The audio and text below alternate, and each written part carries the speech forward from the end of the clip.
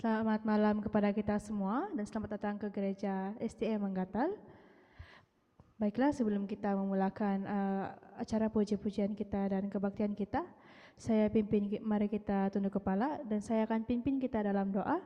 Mari kita berdoa. Tuhan adalah Bapa kami yang berada dalam kerajaan syurga ya Tuhan, terpujilah nama-Mu ya Tuhan. Kau yang Maha Kuasa, Maha Pengasih ya Tuhan. Tuhan, kami bersyukur dan terima kasih karena Engkau telah memimpin kami sehingga kami selamat sampai ke kabar-Mu pada malam ini untuk mendengarkan firman-Mu pada malam ini Tuhan. Kami mohon Engkau sertai sahabat-sahabat kami, keluarga kami, ahli-ahli gereja kami yang lainnya Tuhan yang mungkin sedang dalam perjalanan ke kabar-Mu ini. Engkau pimpinlah mereka, hantarkanlah malaikat-Mu untuk menjaga mereka sepanjang perjalanan mereka untuk sampai ke kabar-Mu ini ya Tuhan. Kami mohon agar sepanjang kebaktian ini Engkau hantarkanlah malaikat-Mu dan juga roh suci-Mu untuk tinggal dalam hati dan pikiran kami, agar kami dapat sentiasa tertumpu kepada-Mu ya Tuhan. Kami serahkan semua ini ke dalam tangan-Mu yang telah menjadi juru selamat kami semua. Kami berdoa. Amin.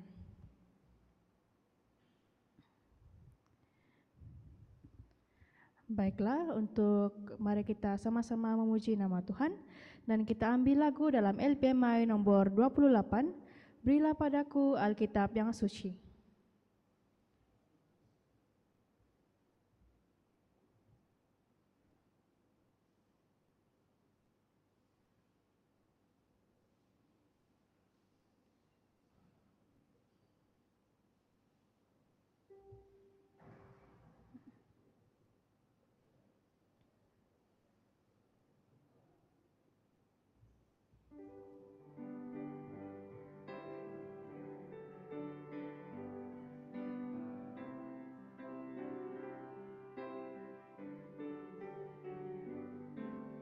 Sing.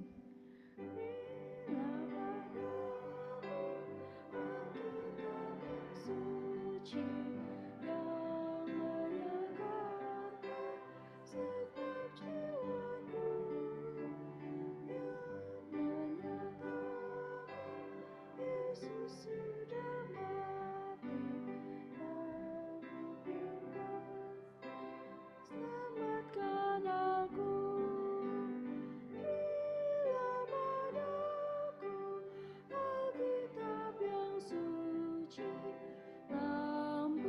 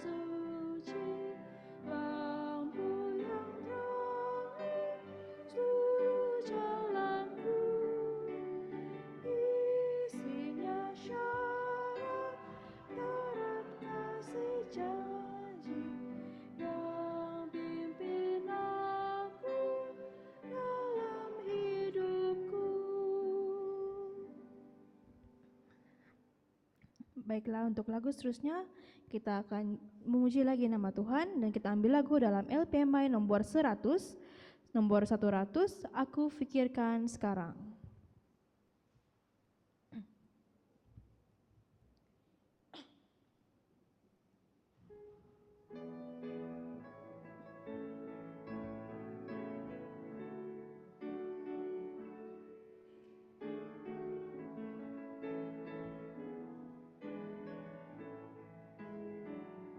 Sing. Aku fikirkan sekarang negeri yang indah, negeri yang dibangunkan Yesus, dan di sana ku berdiri di sisinya. Adakah bintang di mahkota? Adakah bintang-bintang di mahkotamu? Bila aku tiba di syurga, bila aku terima rumah pergantianku, adakah bintang di mahkota?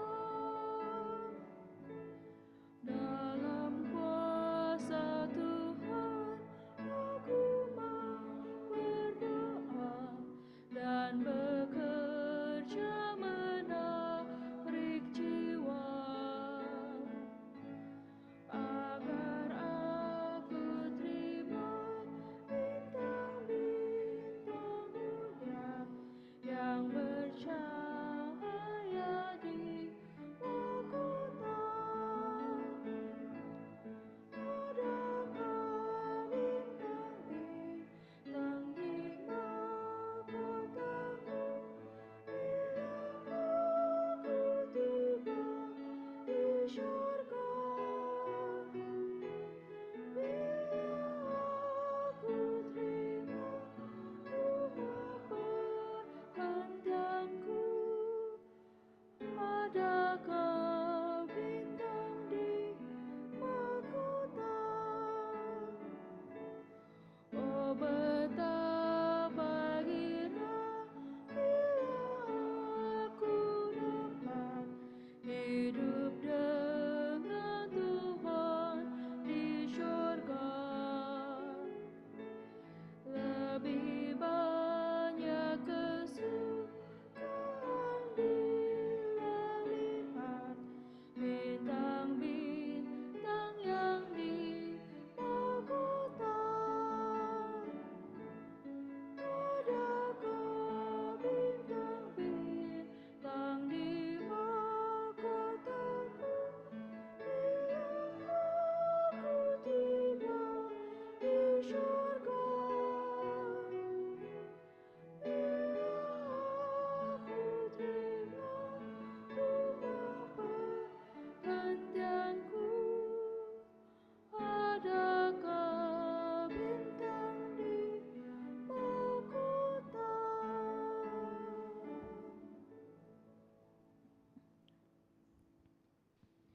Baiklah, kita akan meneruskan lagi memuji nama Tuhan dan kita akan ambil lagu seterusnya dalam LPMI nomor 184, LPMI 184, Apabila Damai Perjalananku.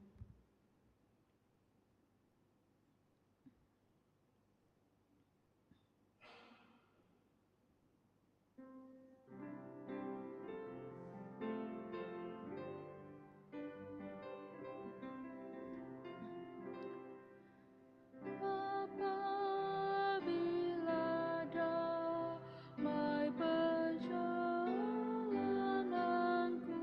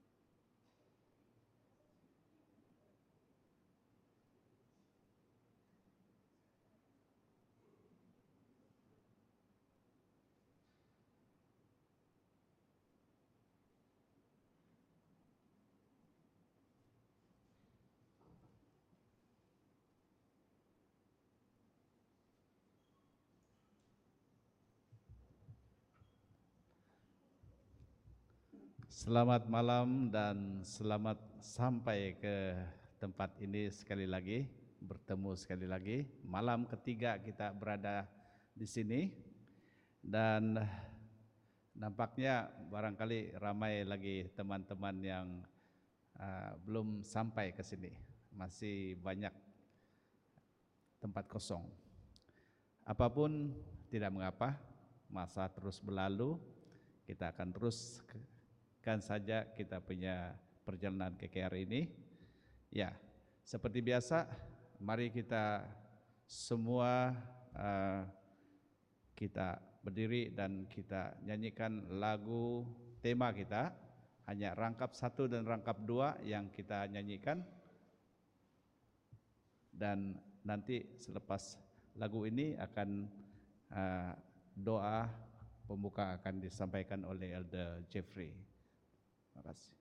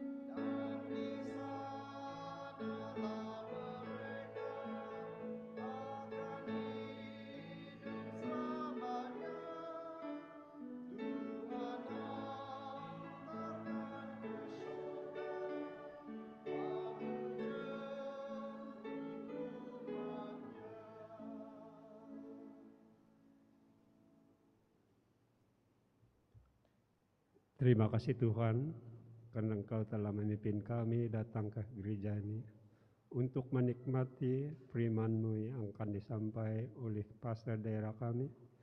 Dan biar kiranya Tuhan kebaktian ini kami serahkan dari tangan Tuhan sehingga selesai, agar tidak ada kuasa-kuasa kegelapan yang akan mengacau dan mengganggu pikiran kami. Dan kami serahkan kebaktian ini ya Tuhan, dan urapilah pencerma kami, agar segala apa yang kami dengar itu adalah ruti hidup kami, dan ia membuatkan kami lebih kuat di hadirat Tuhan. Dan begitu juga Tuhan kepada umat-umat-Mu yang lain yang tidak ada kesempatan pada ketika ini, di mana saja mereka berada kami saat ini. Kami berdoa untuk mereka Tuhan, agar mereka juga diberkati, agar suatu hari nanti mereka juga bersama-sama kami untuk menikmati firman-Mu dan yang begitu indah sekali dan begitu kali memberkati kami semua orang-orang yang percaya.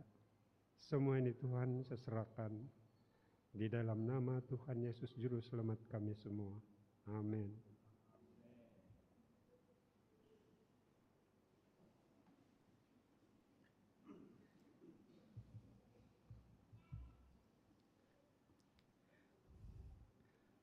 Kembali saya ucapkan selamat datang dan selamat kita sekali lagi belajar ataupun mendengar firman Tuhan dalam KKR malam ketiga ini.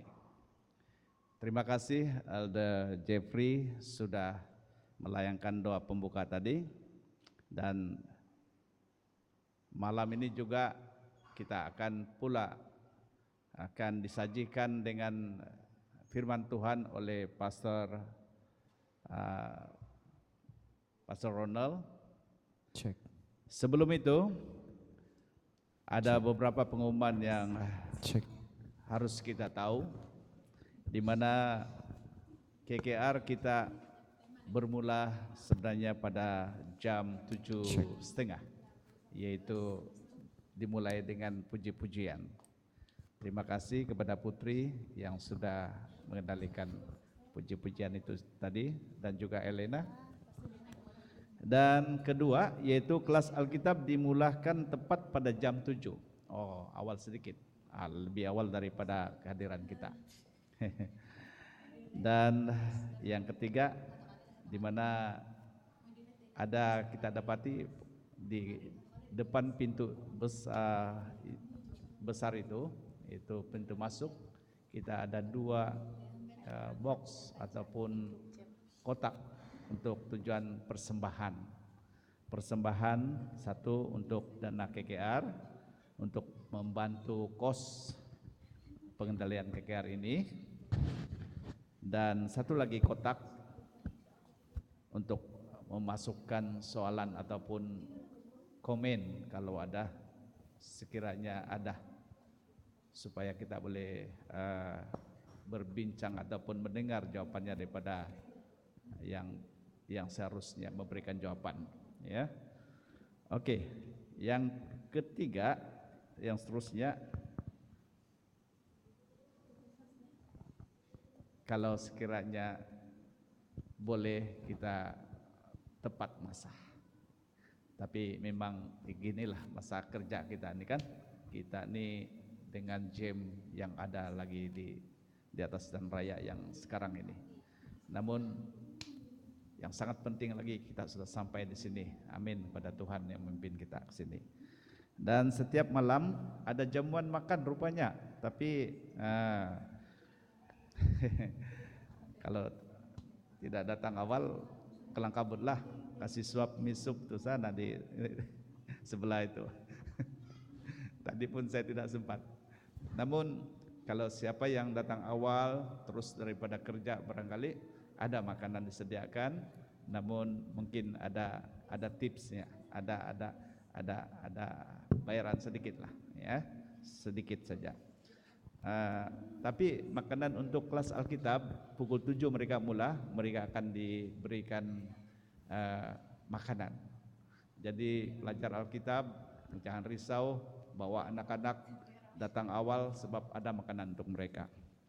Itu saja pengumuman untuk hari ini.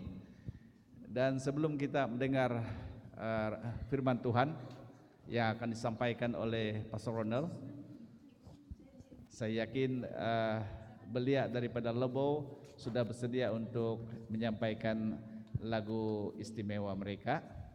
Silakan. Hanya 3 mereka.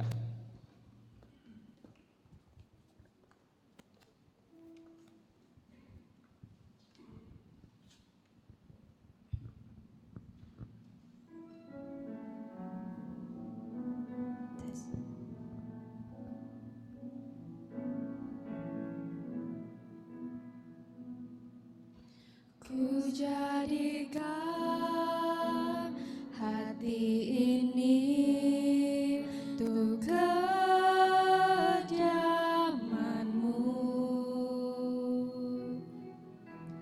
Ku serahkan hidup ini untuk-Mu, Allahku. Di hati inilah rumah-Mu, di hati inilah bait-Mu, dimanapun ku kan berada, senantiasa Kau pun ada. Di hati inilah rumah-Mu,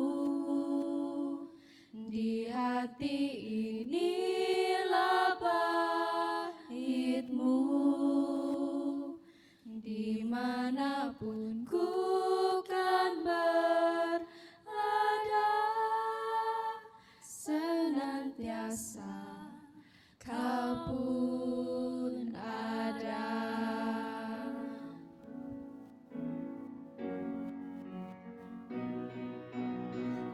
hati inilah rumahmu, di hati inilah baitmu, dimanapun ku kan berada, senantiasa kau pun ada.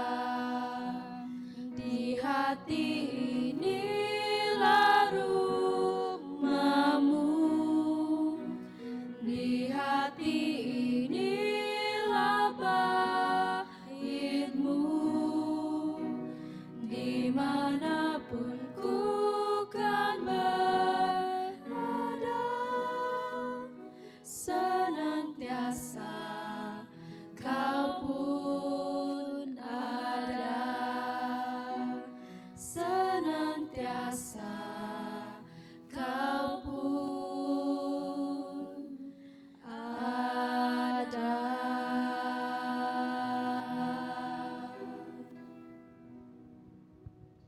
Amin.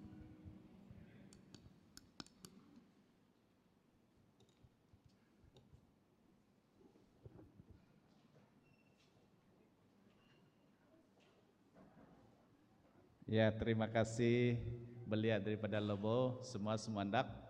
Ya, tadi saya bilang 3, tapi 4 rupanya mereka. Oke, saat ini kita tidak lengahkan masa, 5 menit lagi sudah pukul 8. Saya yakin Pastor Ronald dia sudah sedia dengan tajuk yang akan disampaikannya nanti.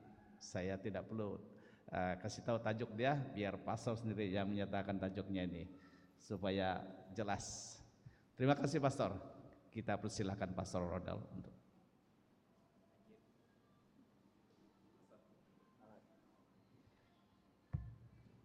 Oke, selamat petang semua.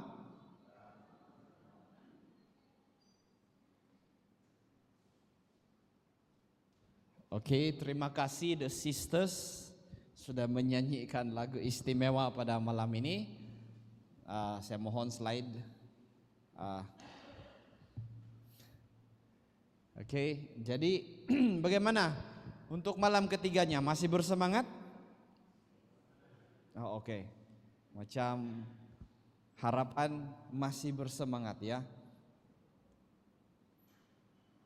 Pada malam ini tajuk pelajaran yang telah disediakan itu adalah gulungan kitab dan saksi-saksi Allah.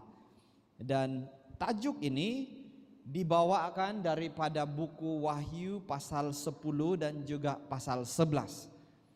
Jadi sedia maklum bahwa saya cuma akan menyampaikan apa yang tertulis di dalam buku Wahyu 10 dan 11 ini. Dan dengan beberapa referensi, semoga ini akan menjadi satu pelajaran, satu penghiburan kita sementara kita di dunia ini untuk beriman. Volume audio komputer boleh kasih mati. Thank you. Oke, mari kita berdoa. Bapa kami yang di surga, sekali lagi hamba-Mu siap untuk berbicara bagi Engkau. Kami semua dan saya terlebihnya, saya orang yang berdosa ya Tuhan. Saya tidak mampu untuk menyampaikan firman-Mu yang suci tanpa bantuan dan tanpa kuasa-Mu. Oleh itu saya mohon kiranya saat ini Engkau meletakkan saya di belakang salib Yesus, sehingga keberdosaan saya itu diselubungi dengan kemuliaan-Mu, dan mulut ini Engkau berkati sehingga dapat membicarakan perkataan surga yang akan menjadi berkat kepada saya dan keluarga saya di gereja ini. Kami mau serahkan jiwa raga kami ya Tuhan, dan masa kami saat ini dalam damai sejahtera surga. Kami mohon semuanya ini dalam nama Yesus, amin. Jadi seperti yang saya katakan, selamat datang kepada kita di KKR kita yang hari ketiga. bertajuk Gulungan Kitab dan Saksi-saksi Allah, base kepada buku Wahyu 10 dan 11. Jadi kita mulakan di dalam buku Wahyu 10, dia menceritakan tentang pengembalian gulungan kitab.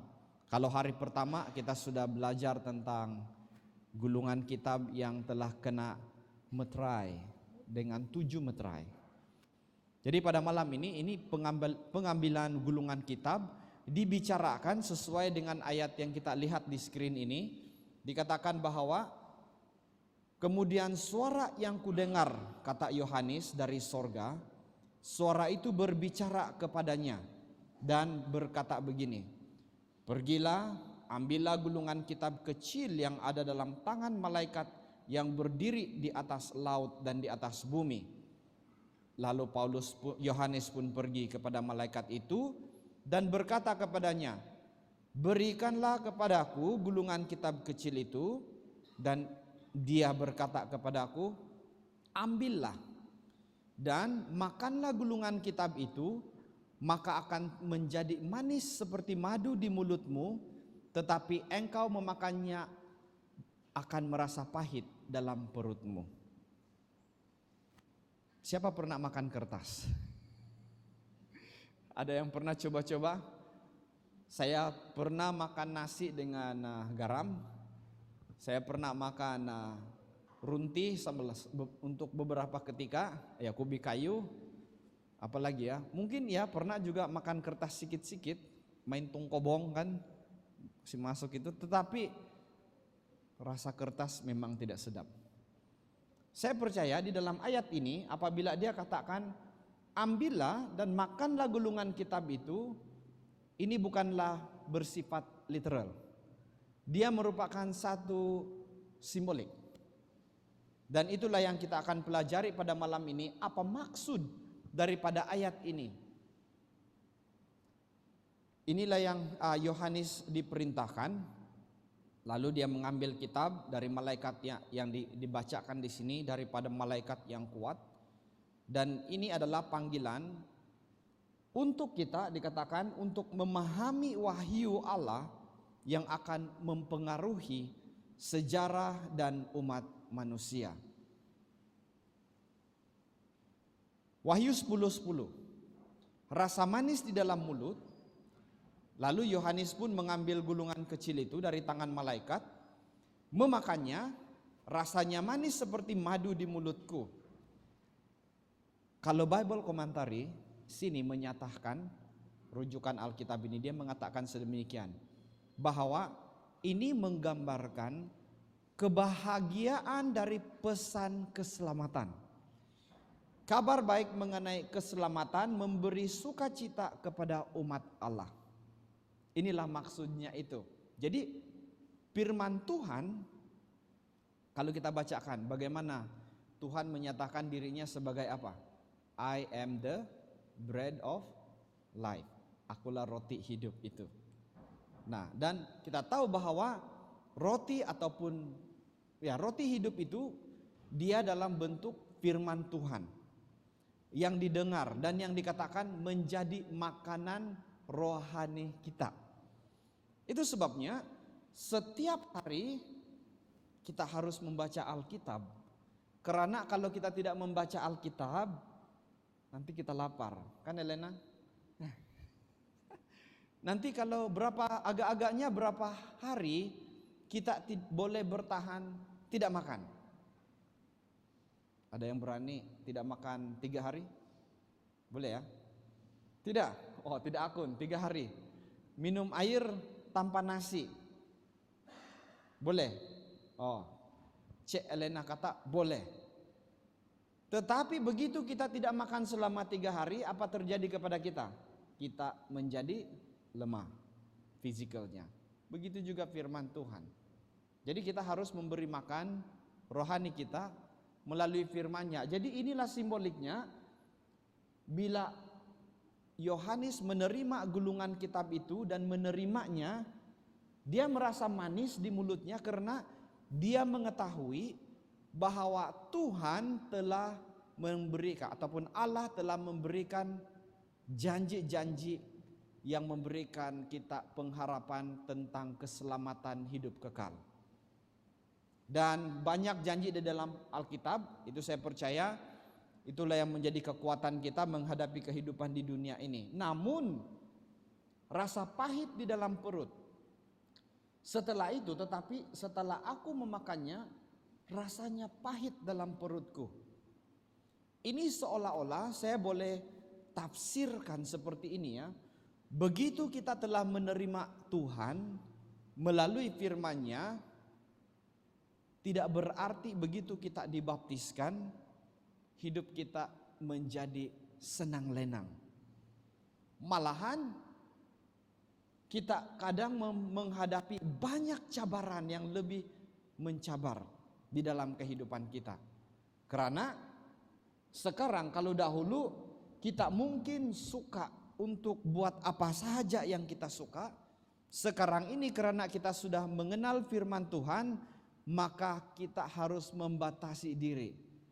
Dan mungkin karena perubahan itu juga ada orang yang memperkatakan kita. Dia katakan, sudah lain dia. Tidak boleh makan ini, tidak boleh minum ini. Dia tidak mau bekerja pada hari Sabat. Dia sudah tidak mau kepang-kepang rambut. Ya, dan semacamnya. Dan itu baru perkara yang ringan-ringan. Dan dikatakan kalau mengikut ketika firman ini disampaikan, dan pada malam ini kita belajar bahwa ada satu kejadian di mana kepahitan firman Tuhan ataupun kepahitan kebenaran yang telah diterima oleh umat Tuhan itu benar-benar memberikan cabaran kepada iman mereka. Nah, ini kita boleh lihat di dalam Wahyu 11 ayat 3. Kita pergi kepada pasal yang seterusnya. Di sana kita ada membaca dan kita mendapat satu nomor yang pernyataannya yaitu period tentang 1260 hari. Dan saya kira semua, mungkin kalau tidak semua 99% sudah mengetahui tentang kiraan. Kalau Alkitab itu menyatakan kalau kiraan nubuatan itu satu hari itu seperti satu tahun. Satu tahun kayak itu. Satu hari sama dengan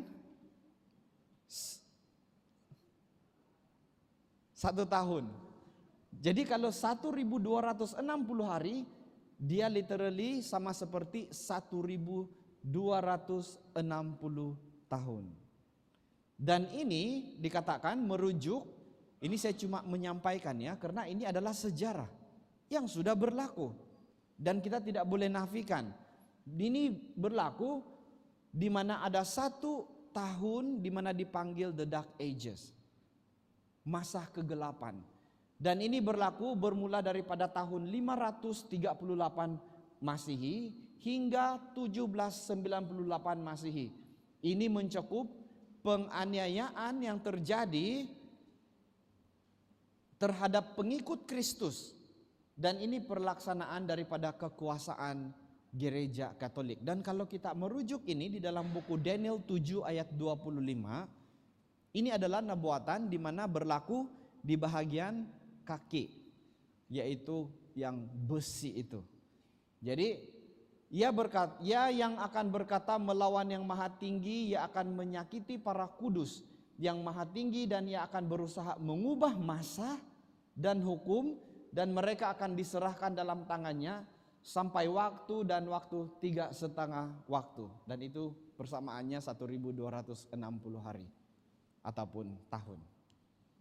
Jadi ketika pada zaman ini, karena dikatakan bahwa peristiwa ketika Paus menguasai kekuatan politik dan agama yang besar setelah Kekaisaran Romawi Barat runtuh, dan proklamasi kekuasaan Paus di mana umat Kristen yang tidak sejalan dengan ajaran gereja Katolik pada masa itu diseksa. Dan saya percaya kita sudah membaca juga sejarah ini bagaimana seksaannya. Ada yang mati dibakar, ada yang mati diberi makan pada binatang buas, ada yang mati, bermacam-macam penyiksaan yang dilakukan. Karena hanya dikatakan, kau mau terima ini agama kah atau kau mau dengan agama kau sekarang? Macam mana itu Elder Jatin? Karena ikat sudah. Nah, kalau kau bilang tidak mau terima, saya kasih lapas itu singa, dia bilang. Ataupun mungkin dia berdiri sana, anak dan istri di sana siap untuk dibunuh. Dan dia katakan, deny your faith. Ataupun apa dia? Sangkallah imanmu, maka selamatlah istri dan anak-anakmu. Seperti demikian. Dan ini terjadi karena pada masa itu kekuasaan gereja bercampur dengan kekuatan tentara. Jadi di mana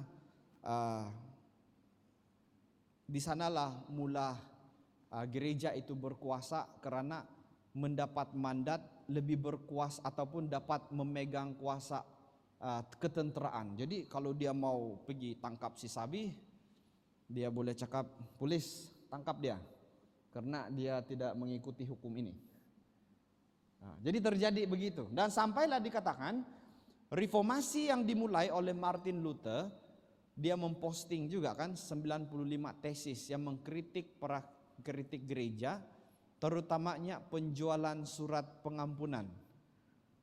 Bila dia membaca Roma 1 ayat 17 kan, sebab di dalam Injil yang dinyatakan kebenaran Allah, dari iman kepada iman seperti ada yang tertulis, orang benar dan akan hidup oleh iman. Jadi sebelum itu dikatakan gereja buat bisnis. Jadi Elder Junus ada dosa, nah tulislah dosamu di surat ini, beri sama saya dengan bayaran. Dan apabila saya terima ini, lalu saya hapuskan, kau sudah diampuni. Dan itulah seperti yang saya katakan tadi, seolah-olah kekuasaan gereja pada saat itu menyamai Tuhan yang boleh mengampuni. Yes. Jadi ini adalah sejarah. Saya cuma menyampaikannya. Oke? Jadi Yohanes diperintahkan untuk mengambil gulungan kitab kecil dari malaikat kuat. Inilah yang dimaksudkan dengan manis di mulut, karena janji Tuhan mau datang, tetapi pahit di perut karena adanya penindasan. Dan seterusnya kita boleh melihat di sini perjalanan sejarah itu pada tahun 1545 hingga 63. Ini konferensi Trenti ya, yang berupaya membalas reformasi dan memperkuatkan posisi gereja Katolik pada saat itu. Namun dipendekkan cerita, pada tahun 1798 Napoleon mengirimkan generalnya yaitu Louis Alexander Berthier menawan Paus Pius dan menangkapnya, dan berakhirlah kekuasaan politik gereja.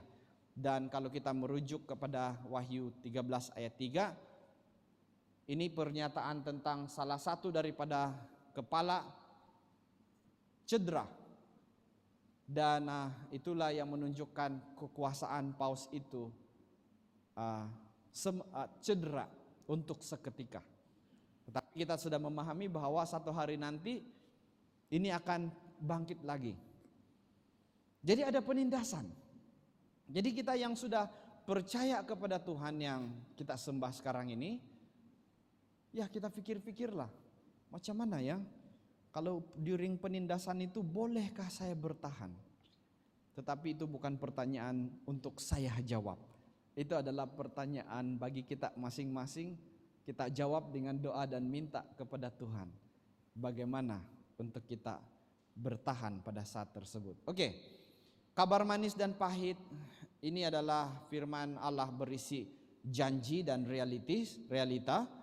Dalam rujukan Keluaran 3 ayat 17, Tuhan telah berjanji Dia akan membawa kamu keluar dari penindasan Mesir. Dan ini diilhamkan sama seperti kita, Kita seperti umat Israel yang sedang dalam perjalanan menuju kepada tanah perjanjian, yaitu tanah Kanaan yang kekal, yaitu sorga.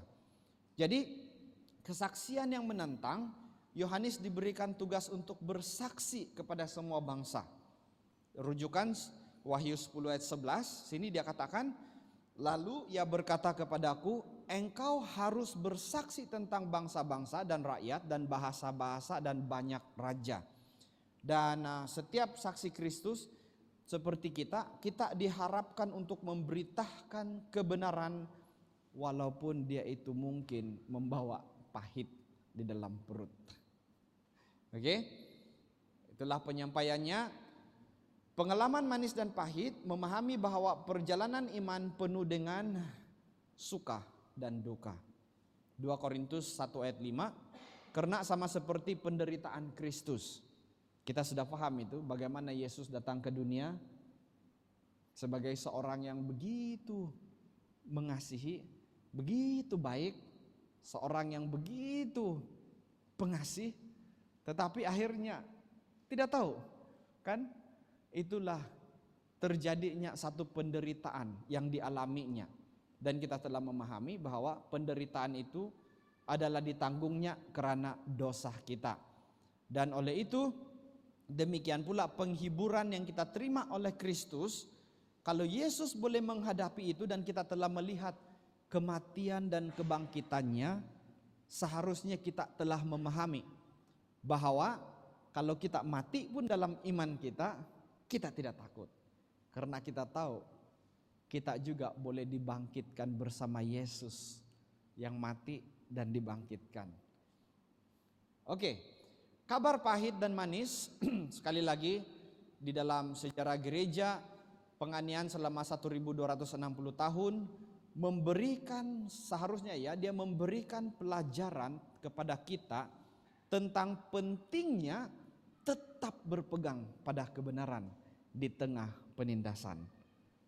Dan nanti di masa akan datang sahabat-sahabat yang lain akan berbicara, tetapi saya cuma memberikan sedikit informasi di sini, kan, seperti yang tertulis di Wahyu 12 ayat 6. Ia berkaitan, ini menceritakan tentang perempuan itu melarikan diri kepada yang belantara, di mana ia mempunyai tempat yang disediakan Allah supaya ia dipelihara di situ selama 1260 hari.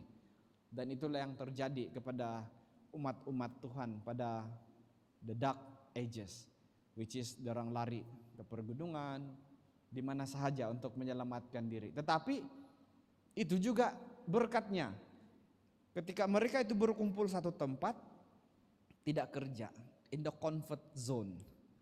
Bila ada perpecahan, lalu satu ke utara, satu ke barat dan selatan, maka tersebarlah juga firman Tuhan ke seluruh pelosok. Wah, cepat sekali kan? Pendek saja ini 2 ayat ini. Kesimpulannya, tiada mau simpang-simpang, straight to the point. Dia katakan, memahami bahwa kabar pahit dan manis merupakan bahagian penting dalam pengalaman iman kita. Ya, ini pengalaman yang sangat penting kita ingati. Kalau Matius 28, 19 ayat 20 dia katakan, karena itu pergilah, jadikanlah sebuah bangsa muridku, baptislah mereka dalam nama Bapa, Anak dan Roh Kudus, dan ajarlah mereka melakukan segala sesuatu yang telah kuperintahkan kepadamu. Ketahuilah aku menyertai kamu sampai kepada akhir zaman. Ini janji Tuhan, inilah amanat Tuhan kepada kita. Dan sesungguhnya walaupun perjalanan iman kita sebagai umat Allah sering kali melibatkan pengalaman yang manis, pahit, tetapi kabar keselamatan membawa sukacita dan pengharapan. Sedangkan tentangan dan penderitaan yang dialami sepanjang sejarah mengingatkan kita bahwa iman kita akan diuji. Sesuai dengan penglihatan Yohanes, kita dipanggil untuk bersaksi. Meskipun di dalam tengah penindasan dan kesulitan, harapan yang datang dari Allah adalah bahwa kemenangan sudah dijamin melalui Kristus. Amin. sudah dijamin. Macam mana kira-kiranya ya? Ya, siapa yang minat tengok bola di sini? Oh, saya tahu si Rena. Dia suka bola sepak. Siapa lagi ya? Oh, si Riju. Ini semua kaki bola. Macam mana perasaan kalau waktu main bola itu tahu tetap menang? Mungkin ada assurance sudah kan? Tapi tidak sudah hiburan. Tapi inilah dikatakan di dalam perjuangan iman kita mempertahankan iman kita menjadi orang yang berusaha untuk menjadi benar, jujur, suci di hadapan Tuhan. Perjuangan itu tidak akan menjadi sia-sia. Karena kita akan pasti mendapat hadiah yang sudah disediakan Tuhan. Jadi sesuai dengan penglihatan Yohanes, kita dipanggil untuk bersaksi. Dan dengan mengingat sejarah gereja yang telah kita pelajari pada malam ini, pendek saja itu tetapi ia sangat penting. Mengingat tentang sejarah itu, the dark ages yang telah terjadi, kita melihat bagaimana Tuhan selalu menyediakan jalan bagi umatnya pada masa itu. Bahkan dalam momen yang sangat sulit, ini menekankan bahwa selama perjalanan kita di dunia ini, Allah tetap setia dan menjalankan rencananya. Penerapan. Marilah saudara, ini merupakan panggilan kita pada malam ini. Marilah kita meluangkan waktu untuk merenungkan janji-janji Allah. Karena janji Allah itulah yang memberikan kekuatan kepada kita. Saya ada mendapat SMS ya, dan dinyatakan di sana bagaimana kita mau menghadapi kehidupan ini ketika kita berada di saat momen yang sangat susah, sangat mencabar. Saya pun tidak dapat menjawabnya. Karena masing-masing kita mempunyai pengalaman kehidupan. Mungkin aplikasi kehidupan saya bagaimana saya menghadapi cabaran itu berbeda. Tetapi basicnya, kalau Tuhan janji kan, Matius 11, marilah kepadaku semua yang berbeban berat, ya, letih lesu dan berbeban berat. Tuhan pasti akan memberikan kelegaan kepada kita. Jadi saudara, apapun yang kita hadapi, kalau kita meluangkan, merenungkan janji-janji Allah dalam kitab suci, setiap kali kita menghadapi masa yang sukar, ada sebuah janji penghiburan yang akan datang di dalam hati sanubari kita. Sehingga kita mendapat kekuatan. Dan inilah dikatakan, setiap janji adalah sumber kekuatan yang dapat mengangkat semangat kita. Terutama ketika kita merasa begitu tertekan atau berada dalam kesulitan. Ini lagi seperti dalam Ibrani 10 ayat 24 dan 25. Saranan ini, apa dia katakan? Marilah kita saling bergabung. Kita saling mendorong dalam kasih dan dalam pekerjaan baik. Bergabunglah dengan komunitas iman atau kelompok, gereja, ya, K-group, boleh jadi K-group. Ini boleh juga K-group macam-macam ya. Ada K-group makan, jangan terlebih makanlah, bahaya nanti kan. Ada K-group main golf, boleh ya Dato'. Semua pertemuan yang sesama iman, di mana kita boleh berinteraksi dan boleh saling meluahkan, tetapi bukan saling menjatuhkan, tetapi saling mengangkat, menguatkan. Jadi di sanalah kita dapat belajar bersama, berbagai pengalaman dan saling mendoakan. Ini adalah momen yang sangat indah, saling mendoakan.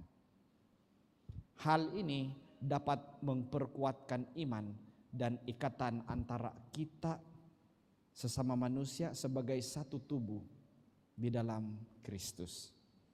Kiranya message pada malam ini Wahyu 10 dan 11 yang sudah menceritakan tentang pahit, manis, sejarah, the dark ages, pengalaman itu menjadi satu pengalaman kita, memperingatkan kita bahwa setan sedang bekerja keras untuk menjatuhkan umat-umat pilihan Tuhan. Dan sudah dinyatakan dalam Alkitab, setan itu akan bekerja begitu licik sehingga kan orang yang terpilih pun boleh jatuh. Jadi ini adalah momen untuk diri kita masing-masing, untuk menilik diri kita. Sudahkah kita menyerahkan seluruh tubuh kita, jiwa kita, iman kita kepada Tuhan? Dan panggilannya itu, ya, marilah kita meluangkan masa untuk merenungkan janji-janji Allah setiap hari. Semoga dengan renungan janji-janji Allah itu, saya percaya itulah yang memberikan kita kekuatan untuk terus setia kepada Tuhan, setia kepada dalam iman kita kepada Tuhan dari saat sekarang sampai kepada Maranatha. Tuhan memberkati.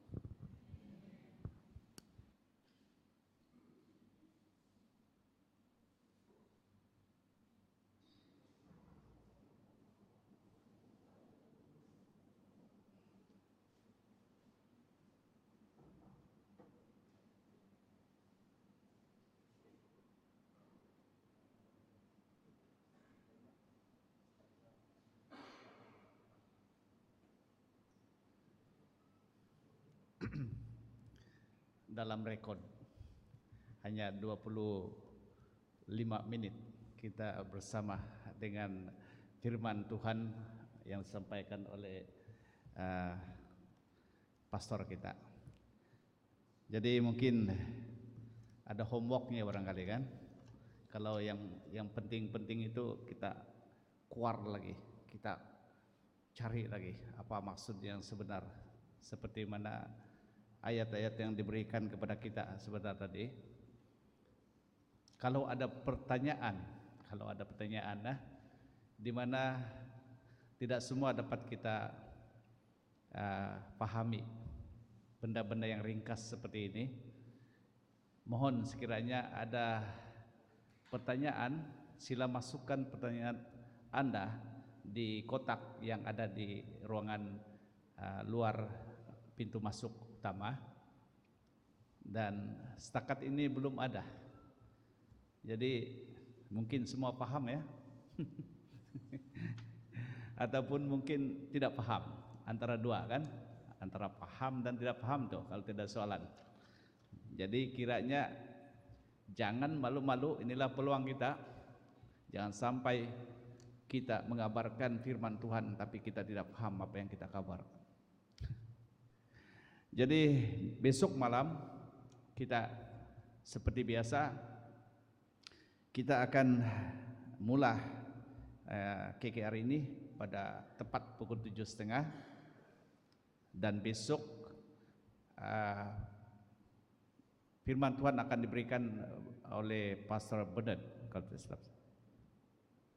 Ya, ada di dalam jadwal ya. Dan besok pelayan-pelayan yang ada di hadapan ini adalah datang ataupun daripada gereja Kolonsi.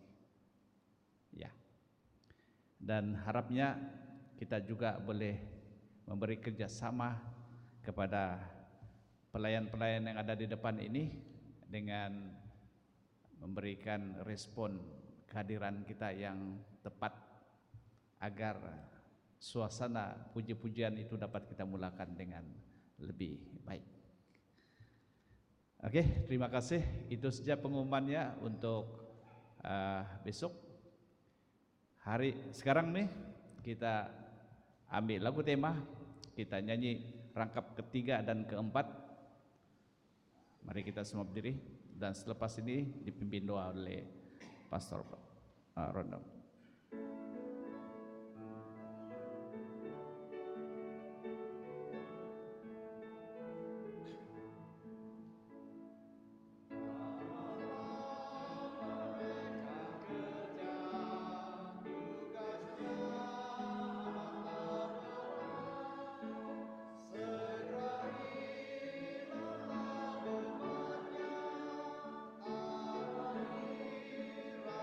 Rasa benar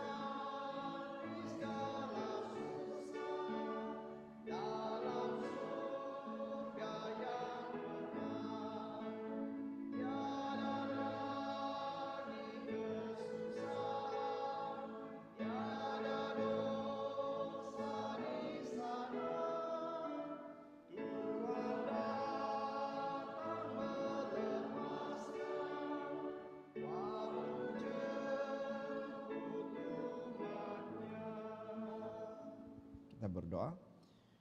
Sekali lagi ya Bapa, kami datang kepada Engkau dengan ucapan syukur dan terima kasih ke atas firman yang telah kami perdengarkan. Ia menjadi satu nasihat dan sekali lagi menjadi satu peringatan dan juga menjadi satu berkat kepada kami untuk disediakan dengan apa yang akan terjadi di akan masa yang akan datang. Tolong kami ya Tuhan untuk mengambil firman ini menjadi satu pedoman kami, agar kami boleh mempersiapkan diri kami untuk terus beriman kepada Engkau di dalam menghadapi kehidupan yang penuh mencabar, walaupun pahit kerana kebenaran, tetapi kami terus bertahan, kami tetap terhibur karena kami mengetahui kami telah pun menang oleh karena Yesus telah pun menebus kami daripada dosa kami. Dan itulah pilihan kami ya Tuhan, agar kami mau hidup ini sepenuhnya dituntun dan dipelihara oleh-Mu. Dan tolong kami agar kami tidak dihanyutkan dengan perkara-perkara di dunia ini.